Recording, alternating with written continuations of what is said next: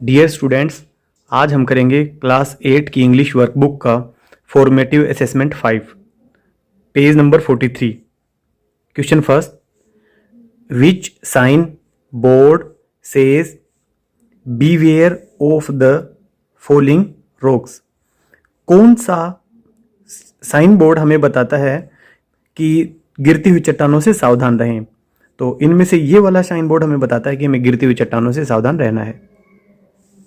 Question number 2, tick right the correct preposition to complete the sentence. हमें sentence को complete करने के लिए सही प्रीपोजिशन पे राइट टिक करना है। I also wanted to go with you. मैं भी आपके साथ जाना चाहता था। The play sounded very interesting. क्योंकि नाटक बहुत ही इंटरेस्टिंग था, मज़ेदार था। तो यहाँ पे बिकॉज आएगा, यहाँ पे कारण बताया गया है कि किस कारण से वो साथ जाना चाहता है, तो यहाँ पे बिकॉज आएगा। Question number 3, the principal furiously shouted at us. हमारे प्रिंसिपल गुस्से में हमारे ऊपर चिल्लाए। What does the word furious mean here. यहाँ पे जो फ्यूरियस वर्ड है इसका क्या मीनिंग है? तो इसका मीनिंग होगा एंग्री। गुस्से में वो चिल्लाए, उग्र भाव से वो चिल्लाए। Question number 4, in which season do the leaves fall from the tree. कौन से मौसम में पेड़ों से पत्ते गिर जाते हैं? तो यहाँ पे विंटर में वैसे गिरना शुरू हो जाते हैं, पर यहाँ पे उसके लिए खास वर्ड आया हुआ है ऑटम, पतझड़ ऋतु में, ऑटम। ये हमारा राइट आंसर होगा। आगे है, read the below given poem and answer the following questions. Where do all the teachers go. सभी टीचर्स कहां जाते हैं? व्हेन इट्स 4 o'clock, 4 बज जाते हैं तो ये सभी टीचर्स कहां जाते हैं? Do they live in house, क्या वो घर में रहते हैं? And do they wash their socks, क्या वो अपने मोजे साफ करते हैं? डू दे वियर पायजामाज, क्या वो पायजामा पहनते हैं?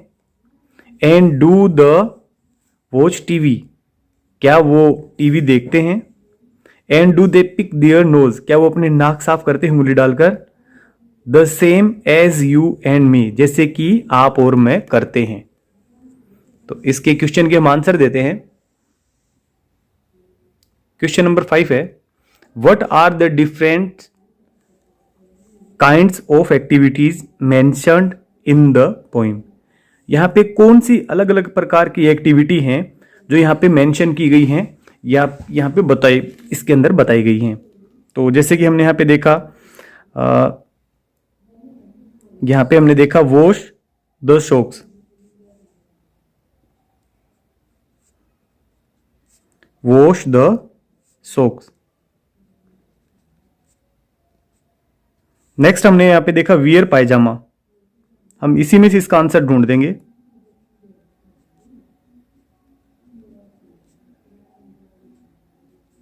Watch TV. और लास्ट हम इसमें लिख देते हैं pick the nose, pick the nose. Question number 6, what do you think your teachers do after going home.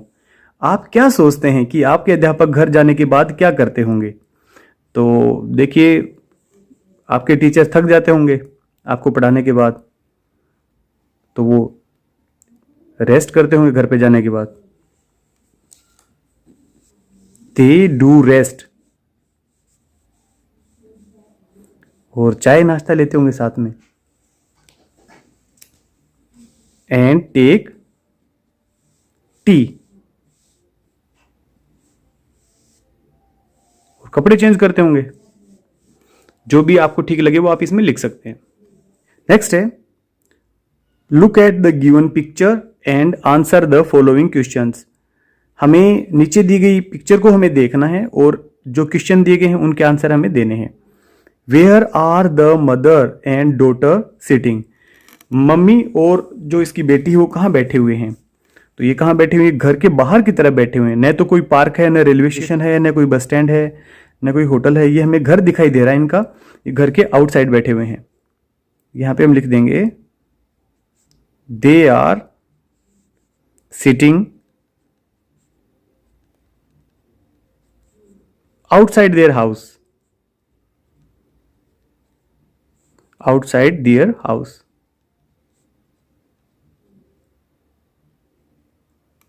Last question है, write the names of 5 things that you can see in the picture. हमें जो तस्वीर के अंदर जो दिखाई दे रही है, हमें कोई भी 5 वस्तुओं के नाम हमें लिखने हैं। तो जैसे हमें घर दिखाई दे रहा है, सबसे पहले तो हमें हाउस, और हमें यहां पे विंडो दिखाई दे रही है, विंडो। यहां पे हमें घड़े दिखाई दे रहे हैं, पोट्स। और यहां पे हमें ये छोटा सा डोगी दिखाई दे रहा है हमें। और यहां पे हमें फूलों का एक ये छोटा पौधा हमें दिखाई दे रहा है, फ्लावर पॉट, फ्लावर पॉट। तो ये था हमारे फॉर्मेटिव असेसमेंट 5 पेज नंबर 43। आगे की वर्कशीट के सॉल्यूशन देखने के लिए आप हमारे साथ बने रहें। Thank you.